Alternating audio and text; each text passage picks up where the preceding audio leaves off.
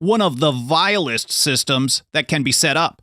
That's how Thomas Paine described government by precedent, when government uses power not because it's authorized, but because someone else got away with using that power first. No constitution, no limits, just repetition and raw power. One act becomes two becomes 20, and in no time, power is no longer delegated, it's just assumed. This is how free people become subjects, and this is how the so-called land of the free became home to the largest government in history. In this episode, we're exposing what I think might be the most dangerous political habit in history, letting yesterday's crimes, yesterday's usurpations, justify tomorrow's tyranny. But first of all, before getting to that, welcome. And thank you for joining me here on the path to liberty.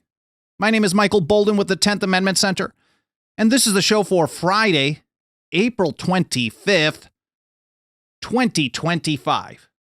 And let's start out with an understanding of how tyranny actually happens in practice. It's usually not all at once, but happens slowly over time.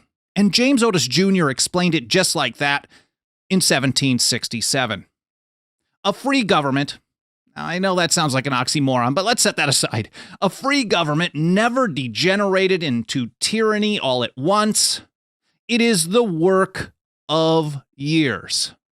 And this slow descent into tyranny that James Otis Jr. warned about, it doesn't begin with violence usually. It begins with exceptions, justifications, emergencies. We've all heard these things. And then it builds and builds and builds until the power becomes almost untouchable.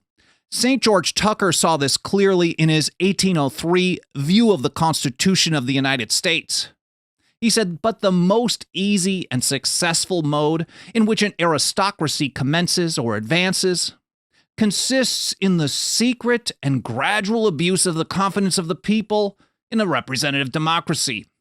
Slight and sometimes even imperceptible innovations, occasional usurpations, founded upon the pretended emergency of the occasion or upon former unconstitutional precedents. And then, of course, it never just ends there. Everything becomes a cycle, precedent upon precedent, building precedent upon precedent. And that's how Tucker described it as well. He said the most unauthorized acts of government may be drawn into precedents to justify other unwarrantable usurpations. And St. George Tucker, well, he showed how these small violations basically rack up and build up over time. But Thomas Paine was the one who warned us that a lot of time, even seeing the precedent as legitimate in the first place, really was a trap. What should be rejected as a warning, as a red flag, gets praised as a new foundation. And here's how he put it in The Rights of Man, Part 2. I think this was 1792. He said, in numerous instances, the precedent ought to operate as a warning and not as an example, and requires to be shunned instead of imitated. But instead of this, it's like he was watching our existence today, but he just understood history.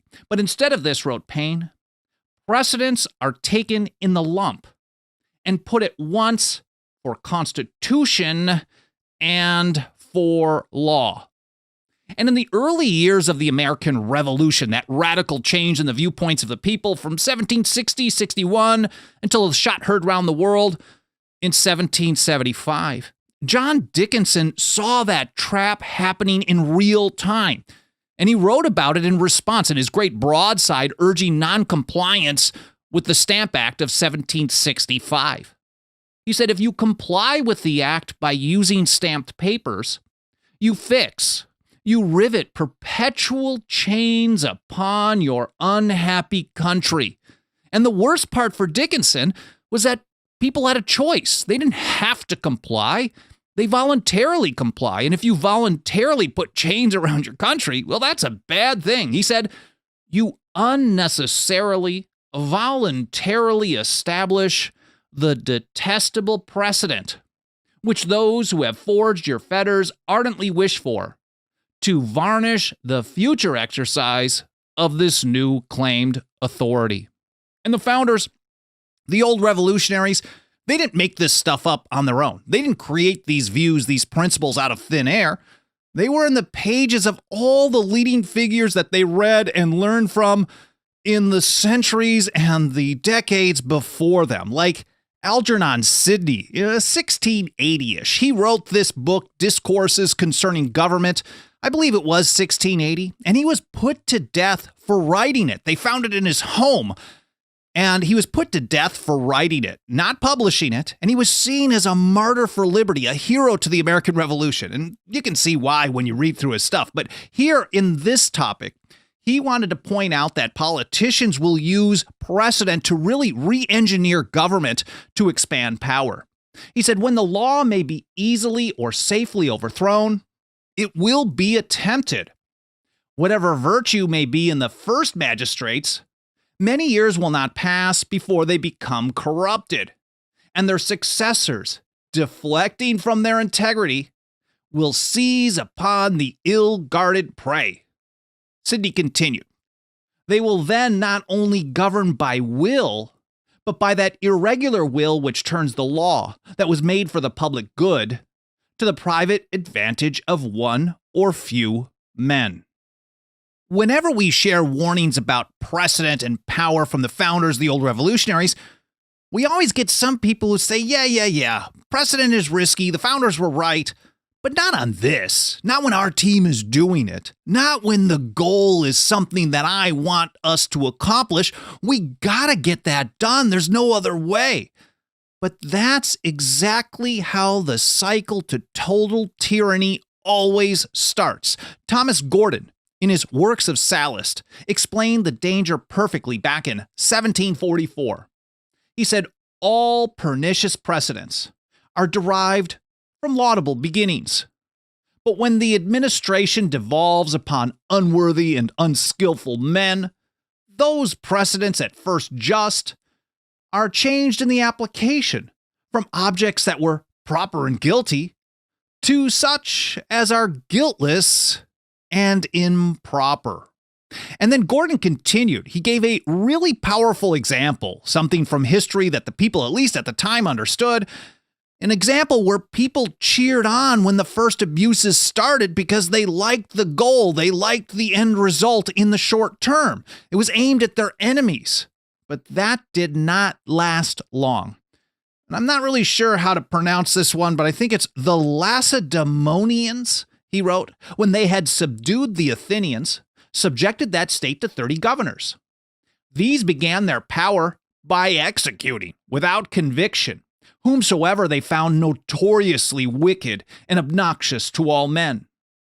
For such executions, he writes, the people expressed great joy, getting all the bad guys, right? Get rid of them. And then declared them just and well-deserved. Thenceforward, he writes, when by degrees they had strengthened their lawless authority, they doomed to death both good and bad without distinction.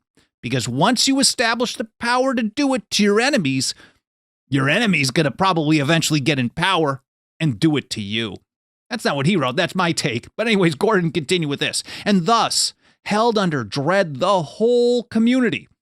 Such was the terrible penalty when these people, oppressed by tyranny, paid for their ridiculous joy. And even Machiavelli, not exactly known as being someone squeamish about power, saw this kind of thing in the ancient republics as well. And he warned about breaking the law, going beyond the system for what was seen by the people as good results, good ends, because it opens the door for much worse things in the future. And this is how he put it in his Discourses on Livy. This is early 16th century when he wrote this. Now, in a well-ordered republic, it should never be necessary to resort to extra-constitutional measures. For although they may for the time be beneficial, yet the precedent is pernicious. For if the practice is once established of disregarding the laws for good objects, they will in a little while be disregarded under that pretext for evil purposes. I mean, the power you give someone to do good today can always be used to do evil in the future. And that's why you have to have hard limits on what government is authorized to do. And John Locke even took this same principle to the next level. He didn't just warn about the oppression of the bad guys, the tyrants. He actually made an argument. He made a case for something that almost no one even thinks about today, but they should. He took the position that the most dangerous person in government is actually the one who uses extra constitutional power, unconstitutional power, the dangerous precedent for things that people like, for popular end goals. And the reason why? Because, well, there's not much opposition to it, and then it establishes precedents of using additional power, and someone really bad is going to use that in different ways in the future. Here's how Locke put it. The reigns of good princes have been always most dangerous to the liberties of their people. For when their successors, managing the government with different thoughts, would draw the actions of those good rulers into precedent and make them the standard of their prerogative, as if what had been done only for the good of the people was a right in them to do for the harm of the people if they so pleased. And we can see how Locke and so many others influenced the founders, the old revolutionaries. George Washington, for example, in his very important and famous farewell address in September of 1796, he addressed this as well. In fact, he called this system, this process, really a weapon that destroys freedom. Not just a bad idea, but a weapon. So he was basically explaining here, like, look, if the people of the several states want the government to have different powers than what have been delegated to them in the Constitution, there's a process for that. He said, if in the opinion of the people, the distribution or modification of the constitutional powers be in any particular wrong, let it be corrected by an amendment in the way which the Constitution designates.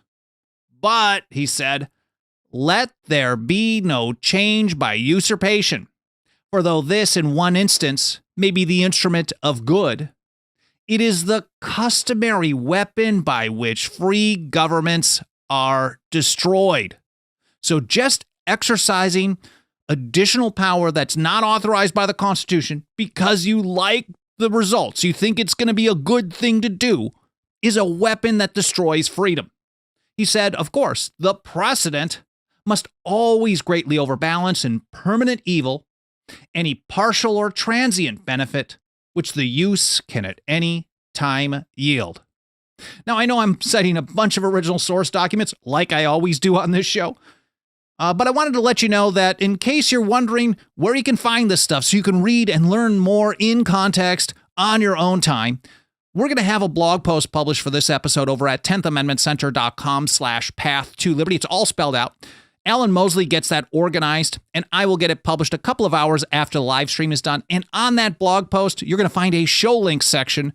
And if I do a good job at my end of things and pass it off to Alan so it's easy for him, those links will be generally in the order that I go through it in this episode again, so you can read and learn more in context on your own time. There's a lot of great info here, and I hope this is interesting enough for you to take it and run with it. Again, that's 10thamendmentcenter.com/path-to-liberty.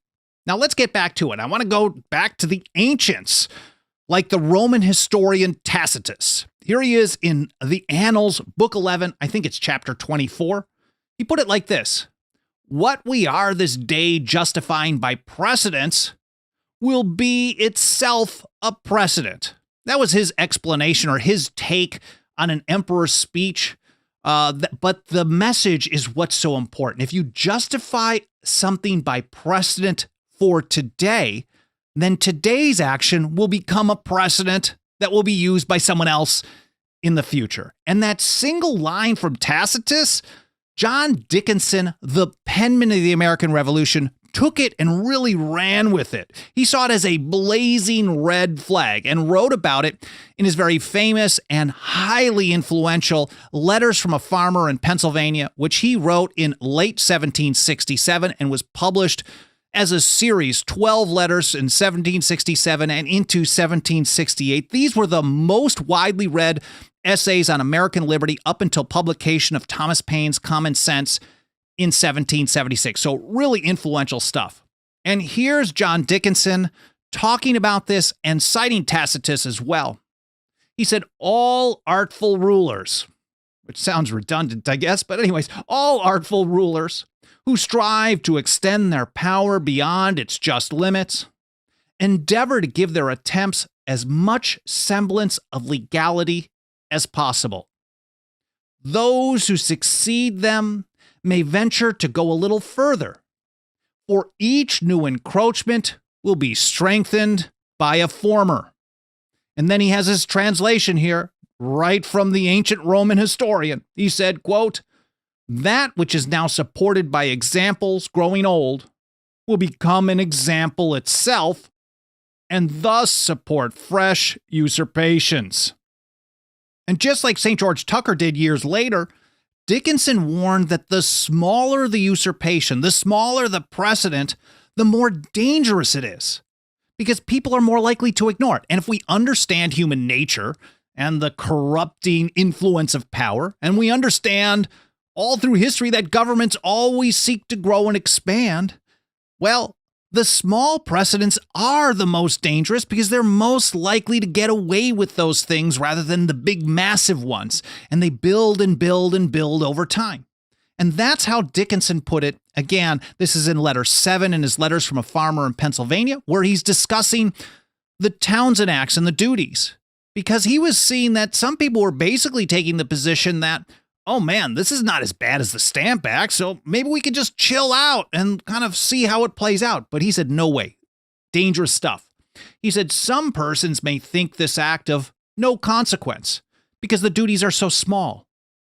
A fatal error. That is the very circumstance most alarming to me. For I am convinced that the authors of this law would never have obtained an act to raise so trifling a sum as it must do, had they not intended by it to establish a precedent for future use. And this one really nails it, I think. To console ourselves with the smallness of the duties is to walk deliberately into the snare that is set for us, praising the neatness of the workmanship. The smaller the precedent, the smaller the usurpation of power, the greater chance it is that it's just a trap.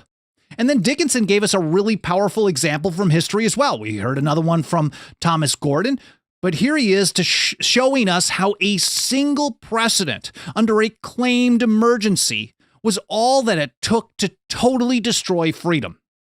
And here he is in letter number 9. He said, Spain was once free. Their Cortes resembled our parliaments. No money could be raised on the subject without their consent. So it required representatives of the people in order for the king to raise money. But, well, there was an emergency, and that's what governments do. All of a sudden, bad stuff's happening. We got to change the rules. And he said one of their kings, having received a grant from them to maintain a war against the Moors, desired that if the sum which they had given should not be sufficient, he might be allowed, for that emergency only, to raise more money without assembling the Cortes.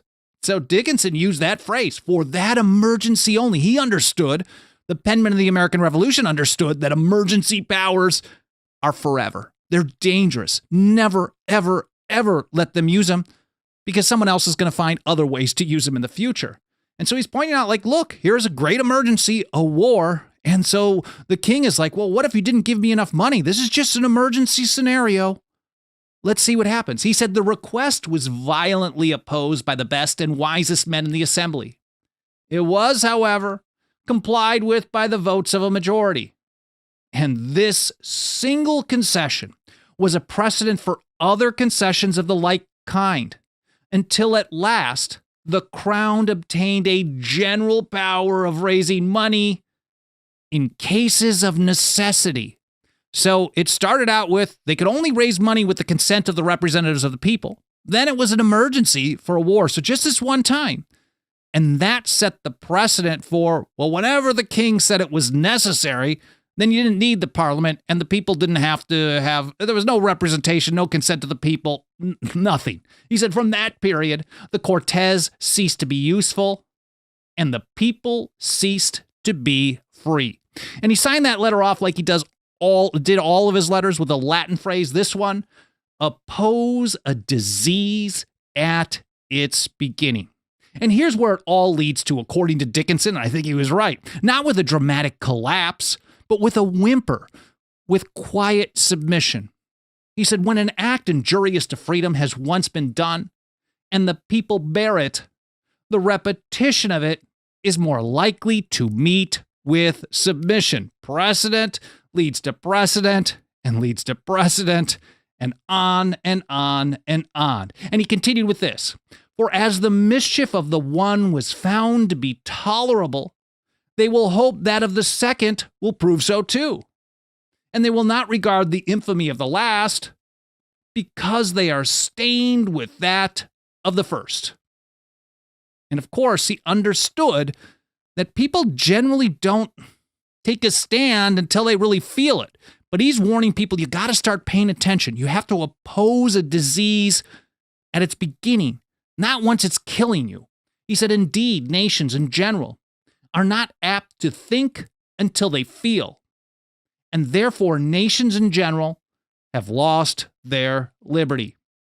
And that brings us full circle back to Thomas Paine. Because the danger isn't just a single abuse of power, it's the habit of treating past abuses as legal, as law, as constitutional. And Thomas Paine saw it with brutal clarity. Again, government by precedent, without any regard to the principle of the precedent, is one of the vilest systems that can be set up. In numerous instances, wrote Paine, the precedent ought to operate as a warning and not as an example, and requires to be shunned instead of imitated. But instead of this, precedents are taken in the lump and put at once for constitution and for law. And here's Paine warning us that precedent, because it builds upon each other itself and becomes more and more precedent over time, well, it really becomes a system. And John Dickinson warned us where that leads. It preserves the appearance of freedom in some situations, the appearance of liberty, when really liberty totally vanishes. He said, a free people, therefore, can never be too quick in observing, nor too firm in opposing the beginnings of alteration, either in form or reality, respecting institutions formed for their security. The first kind of alteration leads to the last. Yet on the other hand, nothing is more certain than that the forms of liberty may be retained when the substance is gone. Was he prophetic?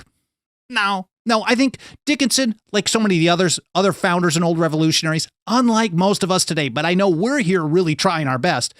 Well, they were great students of history, and they understood precedent. If government did a certain type of thing in a certain scenario, well, the odds that it was going to do the same kind of thing in a repeated scenario or a similar one was almost guaranteed. History doesn't always repeat, but it certainly does rhyme. Anyways, so Dickinson closed out here citing, I believe this is Corinthians.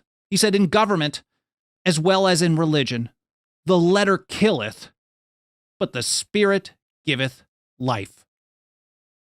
Hearing all this, I don't think it should be any surprise that the government-run schools never teach us about the dangers of precedent. They only want us to think that precedent only matters when the Supreme Court says something. Well, that's Supreme Court precedent, so it's law. They teach us actually the opposite thing. And in fact, they expect us to sit around quietly submitting. If we don't think something is constitutional, they say, well, you've got a process for that. You can ask the government or ask part of the government, the federal courts, to tell another part of the government that the government never should have been doing what the government wasn't authorized to do in the first place. I mean, it's absolutely absurd.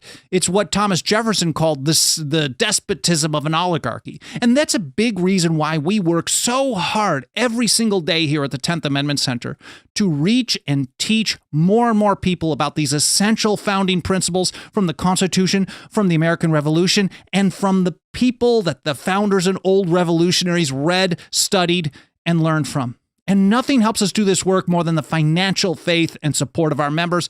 If you got a couple of bucks of that dirty government fiat, please consider throwing it our way. Our membership program starts out at just $2 a month over at 10thamendmentcenter.com/members. It's all spelled out, 10thamendmentcenter.com/members. We also have annual, 5-year, and lifetime options. Whatever works for you is awesome for us. And even if you don't want to be a member, that's cool too. You just want to financially support us. You can do that in a one-time gift, or if you're a member, which is really great. I'm very grateful for that. But if for any reason you want to pitch in a little bit more, I want to make sure you have the URL for that. It's 10thamendmentcenter.com/donate. No pressure at all, but I'd be extremely grateful for any consideration you give to throwing some financial support our way today. And of course, there's a bunch of free and easy peasy things that you can do to help us spread the word, mainly by triggering algorithms of the mainstream platforms, like reviews on Apple Podcasts or any other podcast platform, likes, subscribe, notifications, getting comments, leaving comments, especially in the archive. And then on YouTube, for example, the more watch time percentage. If it's a 10-minute video and you watch 9 minutes, that's 90%. But if you watch that 10-minute video, 20 minutes worth, that's 200%. It's even better. So all these things help out a great deal. I'm very grateful for that. And more important than anything, I'm very grateful for you spending some of your time with me here today. I hope you enjoyed this episode. I hope it was at least a little bit entertaining from a few points here and there. I do my best on this stuff, but more important than anything, I hope this was interesting. I hope it was educational. I hope it made you think, because that's really what we're doing here and why we do all this work. Again, thank you so much for spending some of your time with me today. I hope you have an awesome weekend, and I'll see you next week, Wednesday and Friday, here on the Path to Liberty.